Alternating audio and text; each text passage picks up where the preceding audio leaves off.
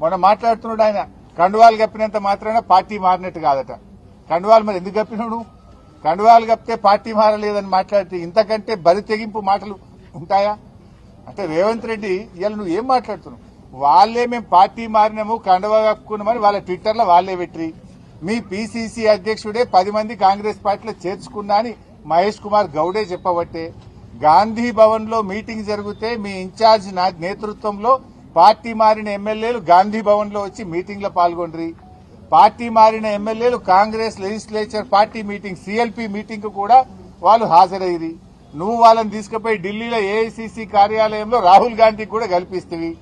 ఇంత ఓపెన్ గా కుల్లా కాంగ్రెస్ పార్టీలో చేర్చుకొని కండువాలు కప్పితే పార్టీ మారినట్టు కాదనే చిల్లర మాటలు ఇలా రేవంత్ రెడ్డి మాట్లాడుతూ ఉన్నాడు.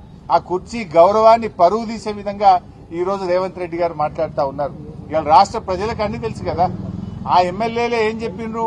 మేము అభివృద్ది కోసం పార్టీ మారినాము, డెవలప్మెంట్ వర్క్ల కోసం పార్టీ మారినామని వాళ్ళ నియోజకవర్గాల్లో కార్యకర్తల మీటింగ్ లో ఓపెన్ గా వాళ్లే చెప్తా ఉంటే ఇంకా ఈ బరితీయింపేంది, ఇంకా ఈ చిల్లర చేష్టలేంది? ఇలా ప్రజలు అన్ని గమనిస్తా ఉన్నారు. సరైన సమయంలో మీకు తగిన బుద్ధి చెప్తారు.